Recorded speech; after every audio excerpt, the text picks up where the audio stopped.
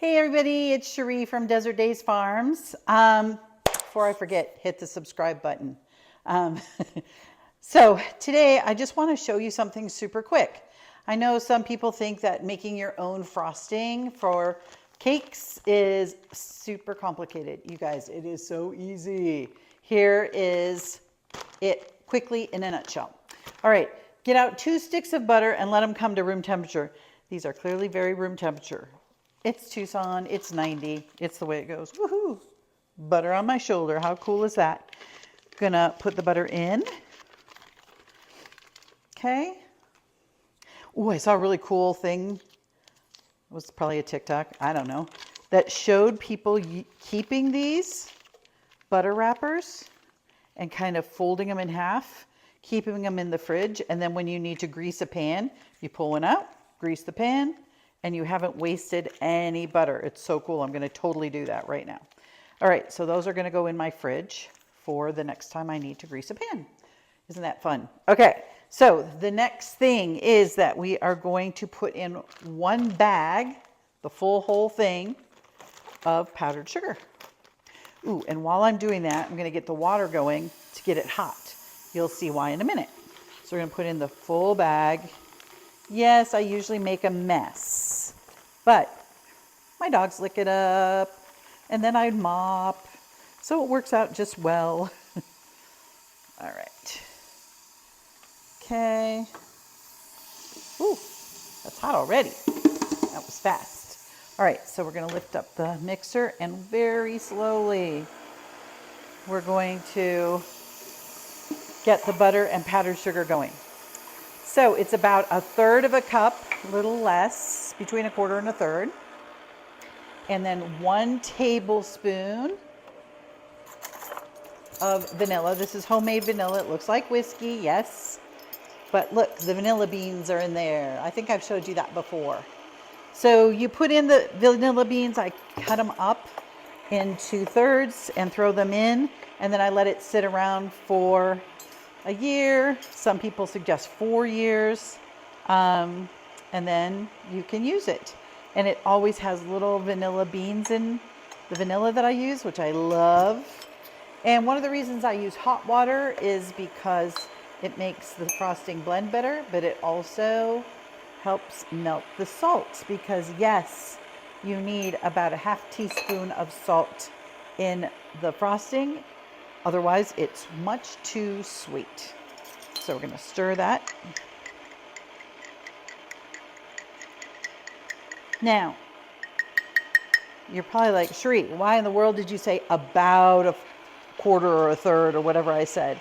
It's because every place is different, right? If you guys have high humidity where you are making your frosting, then you're going to have a hard time with too much water.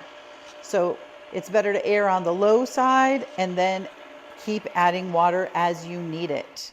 Okay, I'm going to stop the machine for a second and make sure to scrape down all this powdered sugar. Woohoo! Up in my nose. All the powdered sugar on the sides. Give it another go.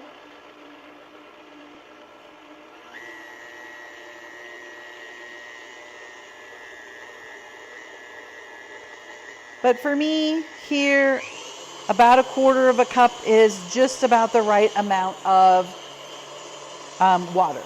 And then a tablespoon of vanilla, 1/2 teaspoon of salt. And that's it, you guys. That is totally it. With the 2 sticks or 1 cup of butter and a bag of powdered sugar, you make just the right amount for a really good, for a cake or cupcakes. Today I'm doing cupcakes, granddaughter's birthday. We're making Minnie Mouse cupcakes today. Again, scrape it all down to make sure that everything is very, very well incorporated. And then the last little trick I'll tell you for this part is just let it go for a minute so that it gets a little air in. You're sure that you've got all the lumps and bumps out. And that's about it. Wasn't that crazy fast and crazy easy? And you know what? People literally come to some of our parties just to have cupcakes. I have had somebody ask my daughter, okay, I'll come, but is your mom making the cupcakes? Because that's what they're interested in. They like yummy, gooey frosting. And I know that the Great British Bake Off, they're always insulting American frosting. I don't know, guys. My family's American, I guess. I don't know what to tell you, but they love this frosting, and most people I meet really like it too. All right, another trick of the trade. Take your piping bag. Got these at Amazon for like $8, okay? Put the nozzle in first, okay? Dump it down into a big mug. Flip the sides over. Make sure you can get in there. And then get in with your frosting. It is very difficult to refill. So if you don't have enough in your first bag, you're just going to have to make a second bag. And that's why I get disposable bags, because it's just really difficult to clean these bags or anything, refill them. So now I can get a little bit more in the first time though.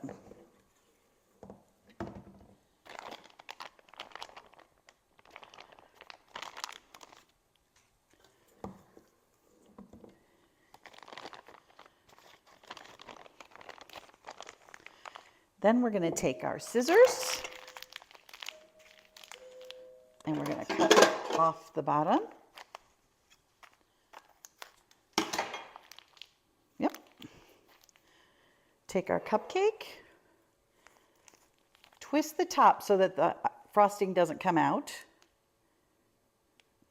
Start in the middle, go around, around, around, around, and voila! You've got a cupcake. Perfectly decorated, good to go. 1 second. If you want, let's look at this. I have a little air hole right there. I'm not too proud of that air hole. I usually have none, but I've decorated thousands of cupcakes, literally. So, another trick of the trade, take your decoration, whatever it may be, and slide it onto that hole, spin it around, boom. You've got the perfect cupcake. All right? Hope that helps. I hope you enjoy it. I hope you make lots of frosting. I have lots of grandchildren, so lots of birthday cakes and cupcakes. But if you need a quick homemade frosting, buttercream frosting, this is it. Easy peasy. Everybody loves it. Have a happy day.